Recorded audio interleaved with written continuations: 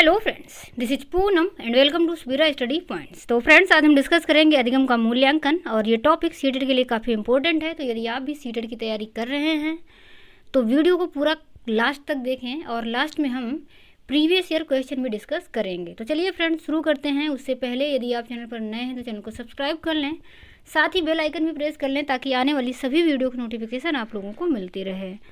तो यहाँ पर यदि हम बात करें मूल्यांकन की कि मूल्यांकन किसे कहते हैं, तो मूल्यांकन से मतलब ये होता है कि जैसे एक शिक्षक ने छात्रों को कुछ पढ़ाया और पढ़ाने के बाद फिर वह ये देखता है कि जो कुछ भी उसने बच्चों को पढ़ाया है तो उसमें बच्चा जो है वो कितना समझ पाया है, या फिर जो कुछ भी नहीं समझ पाया है तो उसके पीछे के कारण क्या हैं, यानी कि बच्चा क्यों समझ नहीं पाया है। तो ये सारी चीज़ें मूल्यांकन में पता की जाती हैं। मतलब इसको अगर हम ऐसे भी समझ सकते हैं कि एक शिक्षक ने जो कुछ भी शिक्षण व्यवस्था छात्रों को उपलब्ध करवाई है तो वह व्यवस्था कितनी सफल रही है, ये चेक किया जाता है मूल्यांकन में। या फिर इसको हम और आसान शब्दों में समझें तो मूल्यांकन का उद्देश्य ये होता है कि जो छात्रों को सिखाया गया है तो छात्रों की विकास दर क्या रही है, मतलब छात्रों के विकास दर का पता लगाया जाता है मूल्यांकन के अंतर्गत। अब हम यहाँ पर देख लेते हैं मूल्यांकन के कुछ प्रकार होते हैं। एक तो होता है अधिगम के लिए आकलन। तो अधिगम के लिए आकलन से मतलब है कि बच्चों को सिखाने से पहले आकलन करना कि बच्चों को हम क्या सिखाएं, किस तरीके से सिखाएं।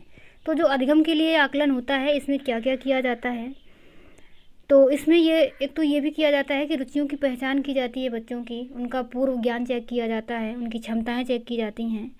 क्योंकि जब भी हम बच्चों को कुछ सिखाने जा रहे हैं, यानी कि अधिगम के लिए आकलन से मतलब है कि उन्हें हमें सिखाना है और उनको सिखाने के लिए हमें आकलन करना है। तो सिखाने के लिए हमें बच्चों की रुचियाँ पता होनी चाहिए, साथ ही उनका पूर्व ज्ञान पता होना चाहिए, उनकी क्षमताएं पता होनी चाहिए। तो ये सारी चीज़ें जब हमें पता होंगी उसी के अकॉर्डिंग फिर हम बच्चों को सिखाएंगे। तो जो अधिगम के लिए आकलन होता है ये कब किया जाता है, ये अध्यापन कार्य से पहले किया जाता है। यानी कि जब भी आप बच्चों को कुछ सिखाने जा रहे हैं तो उससे पहले आप ये चेक करेंगे कि बच्चों की क्षमताएँ क्या हैं, रुचियाँ क्या हैं। इसके अलावा इस प्रकार का आकलन निर्माणात्मक या रचनात्मक आकलन कहलाता है। साथ ही ये निदानात्मक आकलन भी होता है। निदानात्मक से मतलब होता है कि बच्चों की जो कुछ भी रुचियां हैं या समस्याएं हैं उनको हम पता कर लेते हैं। निदान से मतलब होता है कि जो कुछ भी उनकी समस्याएं हैं तो समस्याओं का पता करना ही निदानात्मक आकलन कहलाता है। तो जब हम समस्याओं को पता कर लेंगे उसके बाद फिर हम उन समस्याओं को कैसे सॉल्व किया जाए इस पर काम करेंगे। तो ये निदानात्मक आकलन होता है। और साथ ही शिक्षण विधि या विषय वस्तु का चयन किया जाता है इसमें, कि बच्चों को किस तरीके से हम सिखाएं, जो शिक्षण विधियां हैं कौन सी यूज करें, या हमें विषय वस्तु क्या रखनी है। तो विषय वस्तु का चयन या शिक्षण विधि का चयन हम कब करेंगे, जब हम ये पता कर लेंगे कि बच्चों की रुचियाँ क्या हैं, क्षमताएँ क्या है। उसके बाद हम शिक्षण विधियों का चयन करेंगे या फिर विषय वस्तु का चयन करेंगे। तो ये सारी चीज़ें की जाती हैं अधिगम के लिए आकलन में, यानी कि बच्चों को सिखाने से पहले ये सारी प्रक्रियाएं की जाती हैं। इसके बाद हम बात कर लेते हैं अधिगम का आकलन। तो यह अब आपने बच्चों को चीज़ें सिखा दी हैं, उनको कुछ पढ़ा लिखा दिया है, तो अब आप अधिगम का आकलन करेंगे। मतलब आपने जो कुछ भी सिखाया है वह कितना सफल रहा है, कितना कारगर रहा है, बच्चे कितना सीखे हैं, कहाँ पर उनको कठिनाइयाँ आई हैं, अब आप ये चेक करेंगे। तो अधिगम का आकलन ये होता है कि जब आप चीज़ों को सिखा चुके हैं, पढ़ा चुके हैं बच्चों को, तो आप फिर एक बार उसका आकलन कर लेते हैं। तो ये किया जाता है अध्यापन कार्य के अंत में, यानी कि अब आप बच्चों को पढ़ा चुके हैं तो अब आप चेक करेंगे। उसके बाद ये अर्धवार्षिक या वार्षिक भी हो सकता है और इसे योगात्मक आकलन कहते हैं। मतलब ये योगात्मक आकलन भी हो सकता है और शिक्षण विधि या विषय वस्तु में सुधार किया जाता है। तो पहले जो था अधिगम के लिए आकलन, इसमें शिक्षण विधि या विषय वस्तु का चयन किया जा रहा था, लेकिन अब यहाँ पर क्या किया जाएगा, शिक्षण विधि या विषय वस्तु में सुधार किया जाएगा। क्योंकि जो भी आपने शिक्षण विधि अपनाई है या जो भी विषय वस्तु अपनाई थी, तो उससे यदि बच्चा सीख नहीं पाया है या बच्चे को कुछ समस्या आ रही है, बच्चों ने उस विषय वस्तु में रुचि नहीं ली है, तो फिर आप उसमें सुधार करेंगे। और जो भी आपने शिक्षण विधि अपनाई थी वह फेल रही तो आप दूसरी शिक्षण विधि अपनाएंगे। तो इस तरीके से यहाँ पर शिक्षण विधि या विषय वस्तु में सुधार किया जाता है। तो ये होता है अधिगम का आकलन, जो कि अध्यापन कार्य के बाद में होता है। और जो अधिगम के लिए आकलन होता है वो होता है अध्यापन कार्य से पहले। अब हम आगे बात कर लेते हैं अधिगम के रूप में आकलन। तो अधिगम के रूप में आकलन से मतलब होता है कि खुद का खुद से ही आकलन कर लेना। जैसे कि आपने कुछ पढ़ा, कुछ भी चीज़ें, तो उसके बाद आप अपने आप से ही खुद का आकलन कर लेंगे कि आपने जो कुछ भी पढ़ा है तो आप उसको कितना समझ पाए हैं, या जो चीज़ें आप समझ नहीं पाए हैं तो उसको फिर आप दोबारा से रिवाइज करते हैं, ऐसा करते हैं आप। तो ये होता है अधिगम के रूप में आकलन। और अधिगम में आकलन से मतलब होता है कि जब भी आप पढ़ रहे हैं तो बीच बीच में ही आकलन किया जाता है। जैसे कि यदि आपने एनसीईआरटी की बुक यदि पढ़ी होंगी तो वहाँ पर बीच बीच में ही क्वेश्चन दिए रहते हैं कि आपने थोड़ा सा पढ़ा, उसके बाद क्वेश्चन एक दे दिया। तो ये होता है अधिगम में ही आकलन, यानी कि आप सीखते जाते हैं और बीच बीच में ही आपका आकलन होता रहता है। ये होता है अधिगम में आकलन। तो मैं आशा करती हूँ कि ये चारों चीज़ें आपको समझ में आ गई होंगी और इनसे क्वेश्चन काफ़ी पूछे जाते हैं। तो कंफ्यूज नहीं होना, एक बार दोबारा से पढ़ लेंगे कि अधिगम के लिए आकलन, अधिगम का आकलन, और अधिगम के रूप में आकलन एंड अधिगम में आकलन। सबसे ज़्यादा जो क्वेश्चन पूछे जाते हैं वो पूछे जाते हैं अधिगम के लिए आकलन और अधिगम का आकलन से। तो इसको बस इस तरीके से आप याद कर लेंगे कि जो अधिगम के लिए आकलन है, तो क्योंकि इससे स्पष्ट हो रहा है अधिगम के लिए आकलन, यानी कि किसी भी चीज़ को सिखाने के लिए आकलन करना, मतलब पढ़ाने से पहले आकलन करना अधिगम के लिए आकलन होगा। और अधिगम का आकलन मतलब कि जो कुछ भी आपने पढ़ा दिया है बच्चों को, फिर आप उसका आकलन करेंगे, तो ये बाद में किया जाता है। अब हम देख लेते हैं यहाँ पर मूल्यांकन के प्रकार। तो रचनात्मक मूल्यांकन। रचनात्मक मूल्यांकन जब आप पढ़ाने के दौरान ही बीच बीच में बच्चों से क्वेश्चन करते हैं या ये चेक करते हैं कि वो बच्चा रुचि ले रहा है पढ़ने में या नहीं ले रहा है, ये सारी चीज़ें आप बीच बीच में चेक करते रहते हैं, तो ये होता है रचनात्मक मूल्यांकन। और योगात्मक मूल्यांकन लास्ट में किया जाता है, जो कि वार्षिक या अर्धवार्षिक भी हो सकता है। एंड निदानात्मक मूल्यांकन में आप बच्चों की समस्याओं को देखते हैं कि बच्चा यदि कोई चीज़ें नहीं सीख पा रहा है तो वह क्यों नहीं सीख पा रहा है, उसकी क्या समस्याएं हैं, यानी कि कुछ ना कुछ तो कारण होंगे यदि बच्चा सीख नहीं पा रहा है। तो बच्चों की समस्याओं का पता लगाना निदानात्मक मूल्यांकन कहलाता है। एंड जब आप समस्याओं का पता लगा लेते हैं तो फिर आप उसका उपचार करते हैं, यानी कि अब जब आपको समस्या पता है तो उस समस्या को किस तरीके से सॉल्व किया जाए, ये कार्य करना उपचारात्मक मूल्यांकन कहलाता है। एंड सतत और व्यापक मूल्यांकन से मतलब है कि बच्चे का समग्र मूल्यांकन करना, और व्यापक से मतलब होता है कि बृहद स्तर पर, और सतत से मतलब होता है कंटिन्यू। जैसे आप बच्चे को पढ़ाते जा रहे हैं तो मतलब डे बाय डे डेली उसका मूल्यांकन करना, और व्यापक से मतलब है कि आप बच्चों के सभी पक्षों को देखेंगे, उसका सर्वांगीण मूल्यांकन करेंगे। तो ये होता है सतत और व्यापक मूल्यांकन। एंड विद्यालय आधारित मूल्यांकन से मतलब होता है कि जो विद्यालय होते हैं तो विद्यालय ही बच्चों का मूल्यांकन करते हैं। जैसे कि एग्ज़ाम वगैरह जो होते हैं वो बाहर की कोई संस्था ना लेकर के, बल्कि विद्यालय में ही करवाए जाते हैं। जो भी एग्ज़ाम या टेस्ट वगैरह जो कुछ भी करवाने होते हैं वो स्कूल में ही करवाए जाते हैं, ताकि जो बच्चा है उसका सर्वांगीण विकास हो सके। मतलब क्योंकि जो विद्यालय होता है तो विद्यालय में बच्चा शिक्षकों के संपर्क में रहता है, तो शिक्षक ज़्यादा जानता है। और इस तरीके से जो विद्यालय आधारित मूल्यांकन है उसका मुख्य उद्देश्य ये रहता है कि वे बच्चों के बारे में कंटिन्यू पता करता रहे, उसका मूल्यांकन करता रहे, ताकि बच्चों का सर्वांगीण विकास भी होता रहे। तो ये होता है विद्यालय आधारित मूल्यांकन। उसके बाद आगे हम बात कर लेते हैं मूल्यांकन के उद्देश्य की। तो उद्देश्य मतलब ये है कि हमें यहाँ पर बालकों के विकास दर का पता लगाना होता है। मतलब मूल्यांकन के अंतर्गत आप विकास दर का पता लगाते हैं कि जो कुछ भी बच्चों को सिखाया गया है तो उससे बच्चे का विकास कितना हुआ है, या फिर कहाँ पर कठिनाई आ रही हैं, कहाँ पर समस्याएं आ रही हैं, तो विकास दर का पता लगाया जाता है इसमें। इसके बाद आगे देखें तो व्यवहार एवं उसके आचरण में होने वाले परिवर्तनों की जांच की जाती है। मतलब कि जो कुछ भी आपने सिखाया है तो उससे उसके व्यवहार में क्या परिवर्तन आया है, उसके आचरण में क्या परिवर्तन आया है, इसकी जांच की जाती है। बालकों की समस्याओं का पता लगा करके उन्हें उपचारात्मक शिक्षण उपलब्ध करवाया जाता है। मतलब यदि बच्चा कोई चीज़ नहीं सीख पाया है तो क्या समस्या आई है, उसको समस्या का पता लगा करके फिर हम उसका उपचार करते हैं। साथ ही बालकों का सर्वांगीण विकास करना भी मूल्यांकन का उद्देश्य होता है, क्योंकि जब आप मूल्यांकन करेंगे तो आपको बच्चों की कमियां पता चलेंगी। तो जहाँ पर कमियां रह गई हैं फिर आप फिर से वो चीज़ आप बच्चों को सिखाएंगे, तो इस तरीके से बच्चों का सर्वांगीण विकास भी होता है। एंड आगे यदि हम बात करें तो शिक्षण विधियों की प्रभावशीलता का भी आकलन किया जाता है कि जो भी शिक्षण विधियाँ हमने प्रयोग में लाए हैं, जो भी हम, वो कितनी प्रभावी रही हैं, तो उनकी प्रभावशीलता का भी आकलन किया जाता है। इसके बाद आगे देखें तो मूल्यांकन के चरण क्या क्या होते हैं। तो मूल्यांकन की विषय वस्तु निर्धारित करना। तो जब भी मूल्यांकन करना है तो सबसे पहले मूल्यांकन की विषय वस्तु निर्धारित कर लेनी है। साथ ही विधियों का भी चयन करना है एंड मूल्यांकन के मानकों का निर्माण करना। इसके अलावा मूल्यांकन के लिए आंकड़े इकट्ठा करना और आंकड़ों का विश्लेषण करना और लास्ट में उसका निष्कर्ष निकालना। तो ये होते हैं मूल्यांकन के चरण। और आगे हम बात कर लेते हैं अच्छे मूल्यांकन या फिर परीक्षण की विशेषताएं कौन कौन सी होती हैं। तो एक अच्छा मूल्यांकन वह होगा जिसमें वैधता हो, विश्वसनीयता हो, व्यावहारिकता हो, वस्तुनिष्ठता और विभेदकता। तो सबसे पहले यदि हम यहाँ पर वैधता की बात करें तो वैधता से मतलब होता है कि कोई भी मापन जिस चीज़ के मापन के लिए बनाया गया है वह उसका ही मापन करे। तो इसको एग्जाम्पल से यदि समझें तो यहाँ पर हम एक पेन का एग्जाम्पल ले लेते हैं कि आपने एक पेन ख़रीदा। तो आप दुकानदार के पास गए और आपने दुकानदार से बोला कि हमको एक ऐसा पेन चाहिए जो लिखने में अच्छा हो, मतलब रुक रुक कर ना चले, लिखने में कोई कठिनाई ना हो।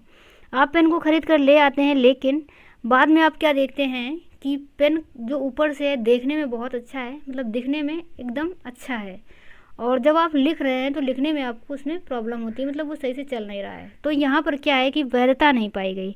आपने उसको किस वजह से ख़रीदा था कि वह लिखने में अच्छा चलेगा, लेकिन आपने लिखने में अच्छा नहीं चल रहा है, बाकी सारी चीज़ें अच्छी हैं, तो उसमें वैधता नहीं पाई गई। यानी कि वैधता कब होती, वो भले ही दिखने में अच्छा ना होता, लेकिन क्योंकि आपने उसके मेन पर्पज़ आपका क्या था कि वो लिखने में अच्छा होना चाहिए, मतलब जब भी आप लिखें तो वो अच्छे से उससे लिख पाएँ, आप रुके नहीं वो। तो यदि आपने जिस चीज़ के लिए ख़रीदा था उसमें वो चीज़ पाई जाए तो उसके अंदर वैधता है। तो वैधता से मतलब यही होता है कि जिस भी कोई भी परीक्षण बनाया गया है तो जिस चीज़ का मापन करने के लिए बनाया गया है वह उसका मापन करे, बाकी सारी चीज़ें कैसी हैं इससे मतलब नहीं है, लेकिन जिसके लिए मेनली बनाया गया है उसका मापन करेगा यदि, तो वह वैध होगा, मतलब उसके अंदर वैधता पाई जाएगी।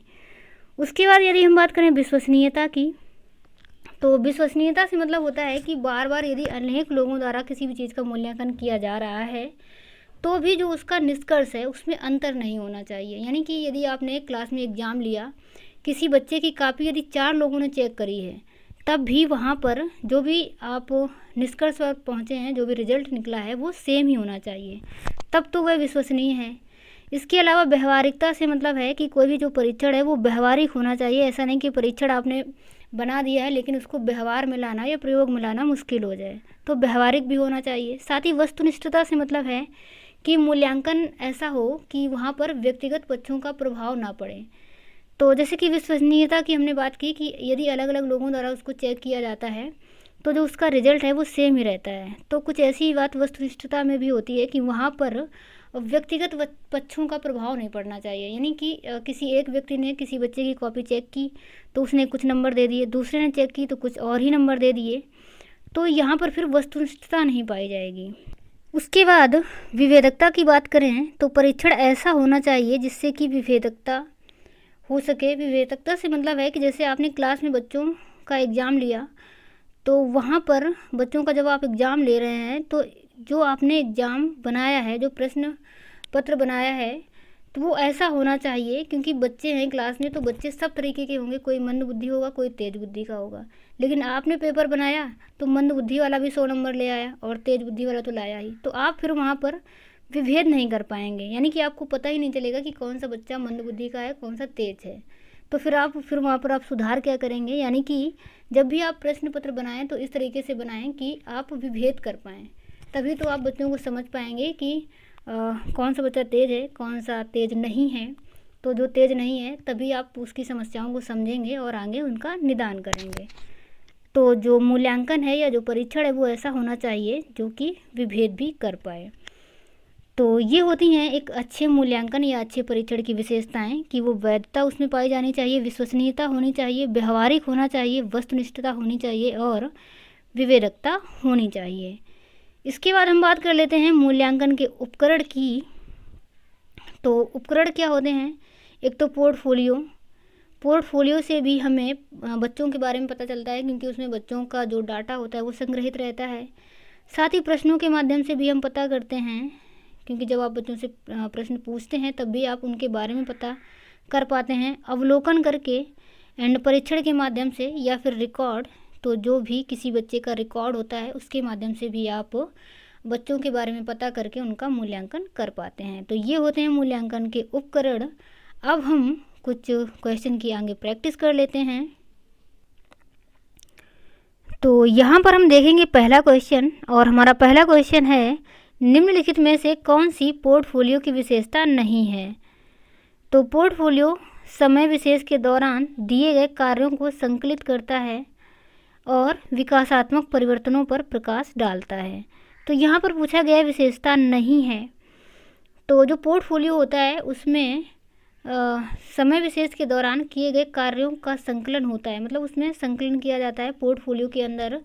जो भी किसी का भी पोर्टफोलियो किसी भी बच्चे का है तो बच्चे के बारे में सारा जो कुछ डाटा है वो उसमें संकलित रहता है। साथ ही विकासात्मक परिवर्तनों पर भी प्रकाश डालता है, मतलब जो बच्चा है तो बच्चे का जो विकास है वो कितना हो चुका है, क्या परिवर्तन आया है, ये सारी चीज़ें एक पोर्टफोलियो में सम्मिलित रहती हैं।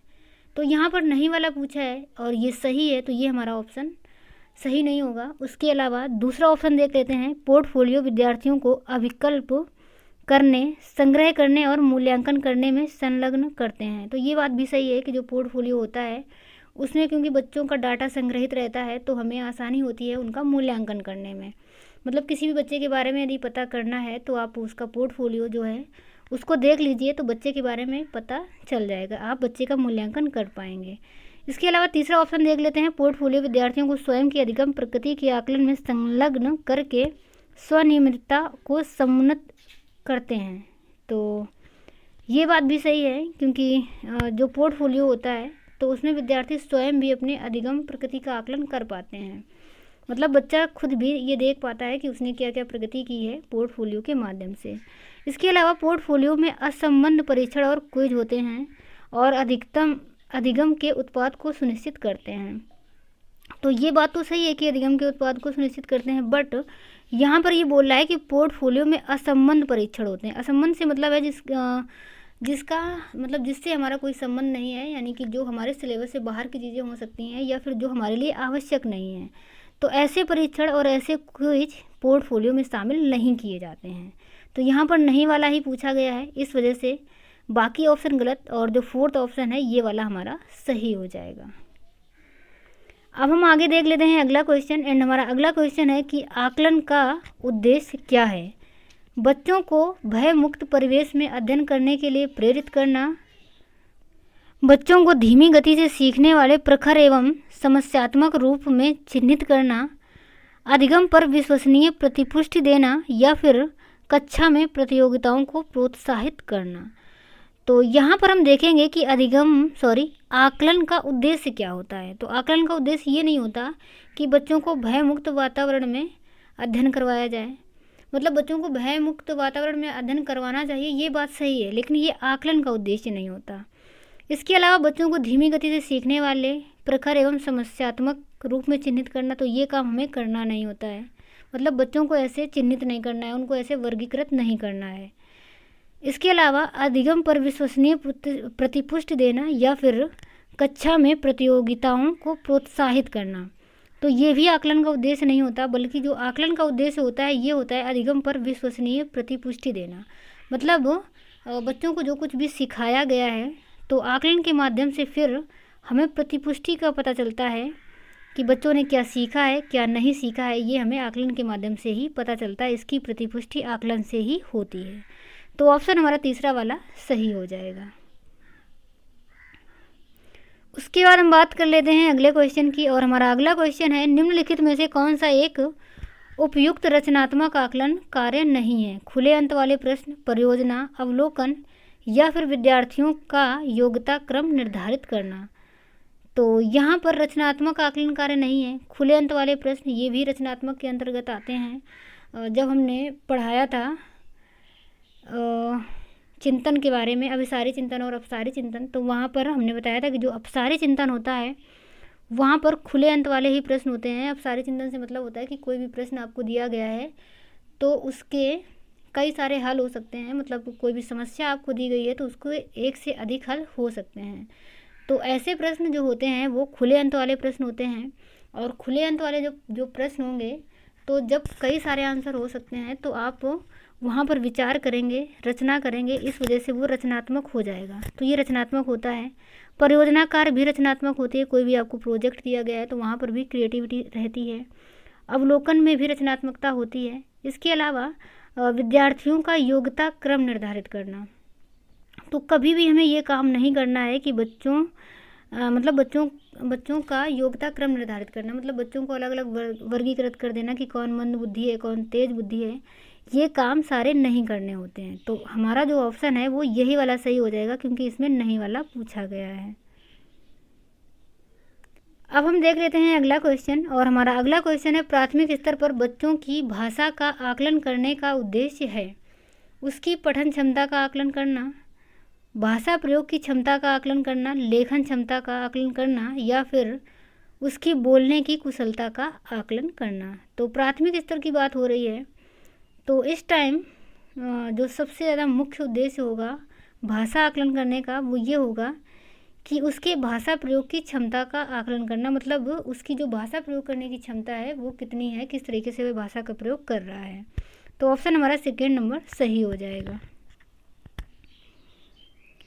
अब हम आगे बात कर लेते हैं अगले क्वेश्चन की, एंड हमारा अगला क्वेश्चन है निम्नलिखित में से कौन सी स्थिति सीखने के लिए आकलन को नहीं दर्शाती है। छात्र सक्रिय रूप से सोचते हैं कि वे कहाँ हैं और कहाँ जा रहे हैं और वहाँ कैसे पहुँचे। और दूसरा ऑप्शन है शिक्षक सीखने को सुसाधित करने के लिए रचनात्मक गुणात्मक प्रतिक्रिया देते हैं। और प्रदर्शन बढ़ाने के लिए छात्रों के बीच लगातार तुलना की जाती है। तो जब भी तुलना की बात आ जाए तो ये नेगेटिव ऑप्शन होता है, और यहाँ पर नहीं वाला ही पूछा गया है तो ऑप्शन हमारा यही वाला सही हो जाएगा। बाकी सारी चीज़ें सही हैं यहाँ पर। उसके बाद हम देख लेते हैं अगला क्वेश्चन, एंड हमारा अगला क्वेश्चन है विद्यालय आधारित आकलन प्रारंभ किया गया था ताकि राष्ट्र में विद्यालय शिक्षा संगठनों की शक्ति का विकेंद्रीकरण किया जा सके। तो यहाँ पर जो विद्यालय आधारित आकलन है यहाँ पर तो विकेंद्रीकरण किया जा सके ये सही नहीं है, मतलब हमें शिक्षा संगठन की शक्ति का विकेंद्रीकरण करना, इसका कोई मतलब नहीं है विद्यालय आधारित आकलन से। और सभी विद्यार्थियों को संपूर्ण विकास को सुनिश्चित किया जा सके, तो यही वाला सही है कि जो विद्यालय आधारित आकलन था उसका मुख्य जो उद्देश्य था वो यही था कि जो भी विद्यार्थी हैं उनका संपूर्ण विकास किया जा सके। मतलब क्योंकि विद्यालय में जो शिक्षक होते हैं वो बच्चों के संपर्क में रहते हैं, तो वह मतलब जो शिक्षक हैं वो बच्चों की जांच करते रहते हैं, बच्चों के बारे में पता करते रहते हैं, और जहाँ पर भी कमियाँ होती हैं उसको सुधार करते रहते हैं। तो इस तरीके से सभी विद्यार्थियों के संपूर्ण विकास को सुनिश्चित करने हेतु ही विद्यालय आधारित आकलन प्रारंभ किया गया था।